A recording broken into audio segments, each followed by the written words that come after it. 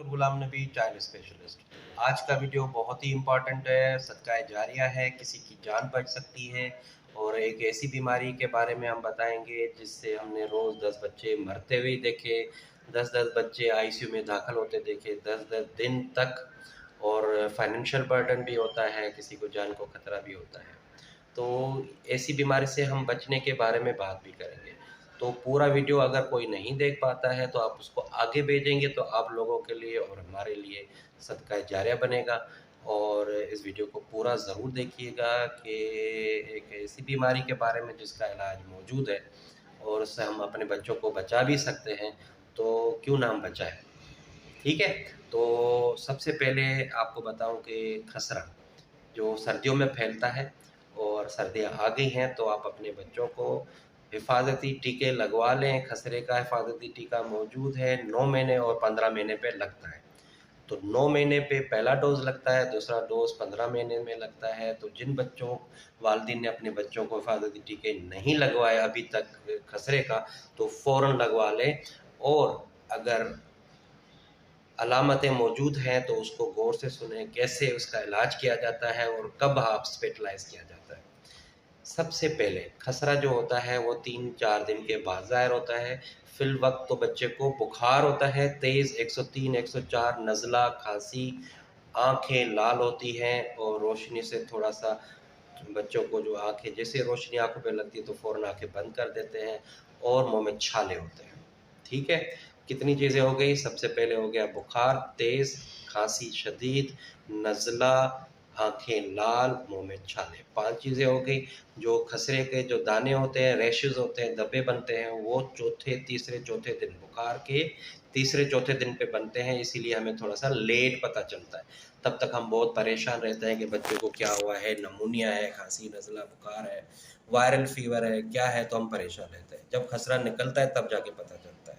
ठीक है, तो आप पहले से ही अंदाज़ा लगा सकते हैं कि आपके बच्चे या आपके आसपास किसी को अगर तेज़ बुखार खांसी नज़ला हो रहा हो तो आप समझ जाएं कि हम इस बच्चे को भी खसरा हो सकता है।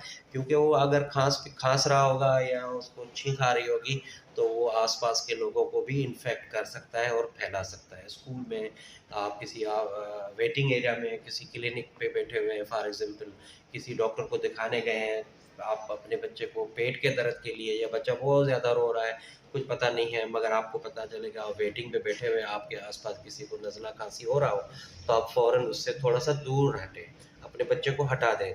ठीक है, तो उससे भी आप बच सकते हैं क्योंकि खसरा बहुत तेज़ी से फैलता है और खांसी नज़ले से ही फैलता है। सही। तो खसरे की अलामत आपको बता दी। दाने धब्बे जो होते हैं वो चेहरे पे स्टार्ट होते हैं फीवर के तीसरे चौथे दिन पे और पूरी बॉडी तक फैलते हैं और टोटल 7 दिन 5 दिन 6 दिन तक रहते हैं। और ये बीमारी जो है अल्लाह सबकी हिफाजत में रखे, ये 10 दिन चलती है। ठीक है, बुखार के पहले दिन से लेकर एंड तक 10 दिन लेती है, फिर बीमारी आहिस्ता आहिस्ता ख़त्म होना शुरू हो जाती है। कुछ पेचीदगियाँ के बारे में बता दूँ, फिर मैं आपको इलाज के बारे में बताऊँगा। बुखार तेज़ होता है तो बुखार के साथ झटका होने का खतरा होता है और इसके अलावा खांसी शदीद हो और पसलियाँ चलने का खतरा होता है, जिसको हम नमूनिया और डबल नमूनिया कहते हैं, जिसकी वजह से हमने ज़्यादातर अमवात होते देखी हैं। इसके अलावा एक और अलामत है जो बहुत कम है, 1000 में एक बच्चे को होता है, वो होता है कि दिमाग पे अटैक, जिसको हम गर्दन तोड़ बुखार कहते हैं। उसमें बच्चे बेहोश हो जाते हैं और कम बच्चे बचते हैं। तो आप अपने बच्चों को मेहरबानी करके हिफाजती टीके लगवाएं खसरे के और अपने बच्चों को इस खतरनाक बीमारी से बचाएं। ठीक है, अब आ जाते हैं इसकी डायग्नोसिस। देखो, डायग्नोसिस तो ये क्लिनिकल है, अलामात पे बेस्ड है। इसका क्लिनिकल डायग्नोसिस तो बहुत महंगा है, अवेलेबिलिटी इश्यूज भी होते हैं। तो अलामात पे ही डायग्नोसिस होता है। पहले पहले बता दिया, तेज़ बुखार, नज़ला, खांसी, आंखें लाल, मुंह में छाले, ये चारों चीज़ें हैं तो समझो खसरा है। फिर भी कंफर्म तब होता है जब तीसरे चौथे दिन पे जिस्म पे छोटे छोटे धब्बे बनते हैं। ये हमारे बालों के नीचे बनना शुरू होते हैं तीसरे चौथे दिन पे, फिर पूरे चेहरे पे, कान के नीचे, पूरे जिस्म पे, पाँव तक आ जाते हैं। ठीक है, डायग्नोसिस हो गया। अब आ जाते हैं ट्रीटमेंट में। देखो, ट्रीटमेंट दो है। एक है बच्चे को पानी की कमी होने नहीं देनी है, दूसरा है बुखार कंट्रोल में रहना है, बुखार कंट्रोल में रखना है। तीसरा, खांसी शदीद होती है, उसके लिए आपने बच्चे को गर्म पानी की भाप देनी है या फिर नॉर्मल सलाइन से नेबुलाइज करना है। नॉर्मल सलाइन जो ड्रिप वाला पानी होता है, हम उसको नॉर्मल सलाइन कहते हैं, वो कोई दवाई नहीं है, नमक वाला पानी होता है। मगर वो ड्रिप नॉर्मल सलाइन आप मेडिकल स्टोर को बोलेंगे तो वो आपको दे देंगे। और नेबुलाइज के लिए छोटी शीशी आती है 30 सीसी की, तो उससे आप 2 सीसी लेंगे या 30 ड्रॉप्स नेबुलाइज मास्क के अंदर डालेंगे और नेबुलाइज करेंगे।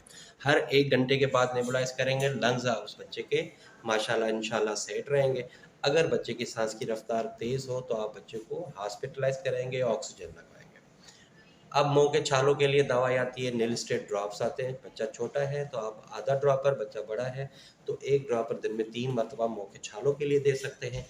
आंखों के लिए नेब्रा आई ड्रॉप्स आते हैं, वो 1 कतरा हर 2 घंटे 3 घंटे के बाद आंखों में डालिएगा।